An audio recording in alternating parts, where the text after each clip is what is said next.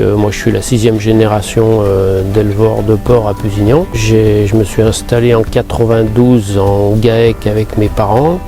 On a travaillé une dizaine d'années ensemble et suite à ça, ils sont partis en retraite et une exploitation de 235 hectares de terres labourables et un élevage de porcs de 2100 porcs charcutiers et 700, je crois que c'est 1000 porcelets. Le cœur de métier, c'est produire des grains pour nourrir nos animaux. Donc on produit des grains sur les terrains autour de la ferme qui sont du blé, du maïs, de l'orge, du soja et du colza. Cette ferme a d'autres attaches capitalistiques sur d'autres fermes, notamment une maternité où on fait naître les porcelets. Là-bas on a détruit des verras, on fait naître des porcelets toutes les semaines.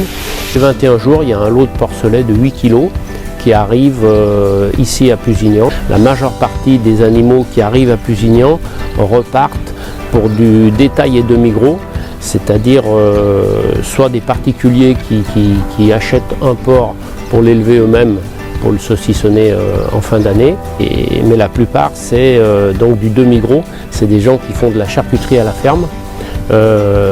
Donc on leur prépare des lots de porcelets entre 20 et 50 kg.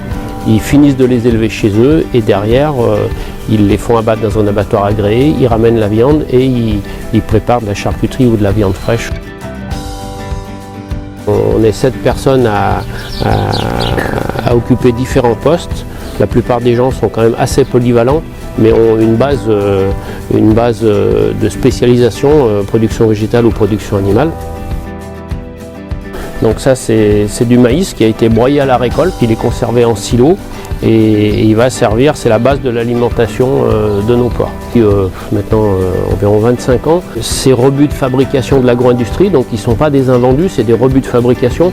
Par exemple quand Harris fait un pain qui fait 1 mètre de long pour le trancher et mettre du pain blanc en rayon dans les supermarchés, il y a les 2 talons, donc nous on récupère ce genre de produit, donc qui est bon pour l'alimentation humaine, par conséquent qui est bon pour l'alimentation porcine, c'est ni plus ni moins que du blé, de la farine de blé.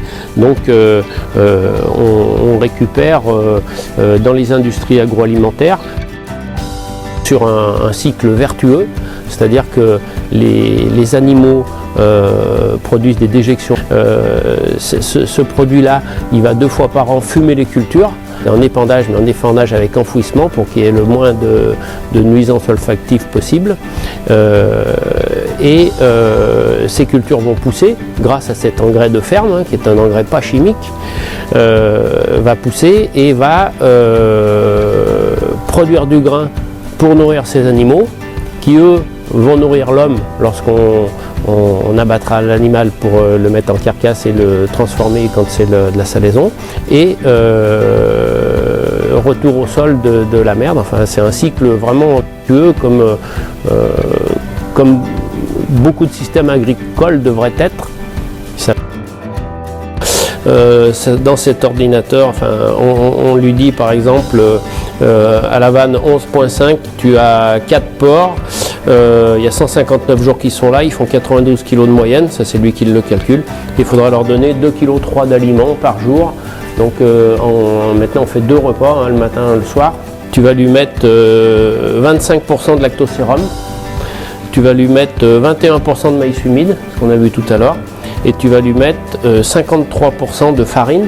Et dans cette farine on va retrouver le blé, l'orge, le soja et les minéraux. Donc on va prendre par exemple la formule qui est ici en post-sevrage. Donc on a 13% d'orge, 28% de soja, 17 de son, 6 de charcutier et 34 de biscuits. Ça va nous produire notre aliment sec. Et là on va faire un lancement de process. Aujourd'hui on a vraiment mis en place de la biosécurité dans nos élevages de façon très draconienne. Et on se protège de celle-ci et des autres. C'est pour ça qu'on vous équipe également pour ne pas amener de germes ici.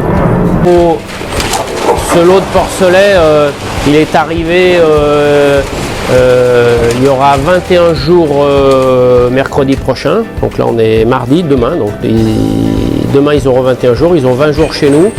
Donc là le sevrage est terminé, ils vont être desserrés, des porcs qui font à peu près 80 kg.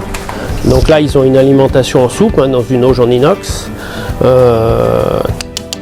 Allez, voilà.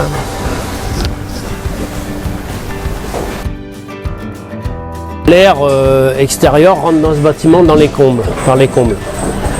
L'été, elle est humidifiée pour la refroidir, puisque lorsqu'on a de l'eau qui passe en vapeur, ça crée du froid.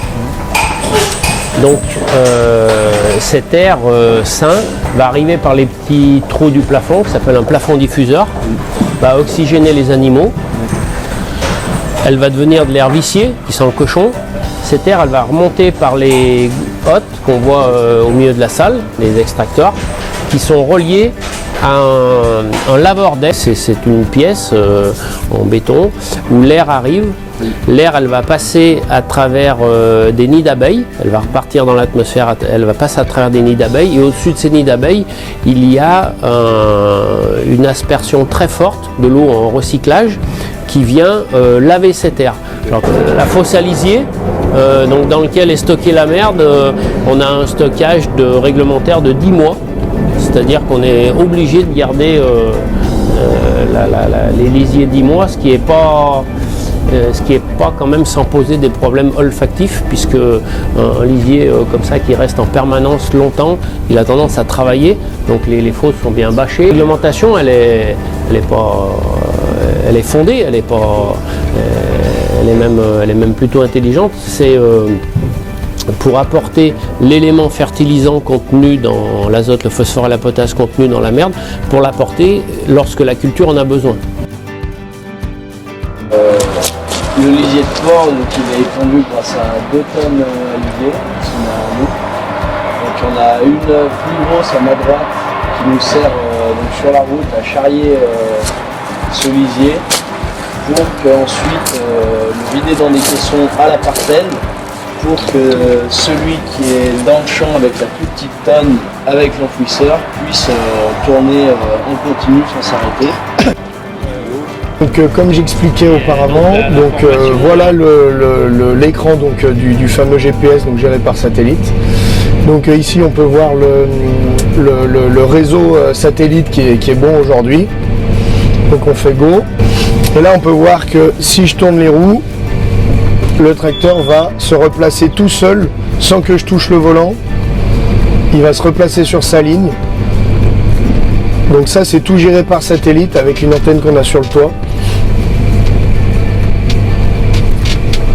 Et ensuite j'arrive en bout de ma parcelle, je reprends le volant, donc c'est moi qui attaque à conduire. Je fais demi-tour au bout de mon champ et je me remets sur la ligne juste à côté. Je rappuie sur le bouton et le tracteur se recale tout seul sans que je touche le volant sur la ligne. On a 44 kW de production. Cette production d'énergie électrique, elle est autoconsommée dans la ferme. 1% d'électricité gratuite dans le réseau. Et sinon, l'intégralité de ce que l'on produit est consommée chez nous. Donc pour l'année 2023, on a un projet donc de construction d'un bâtiment qui va venir se substituer à un vieux bâtiment qui pour le coup n'était pas lavé.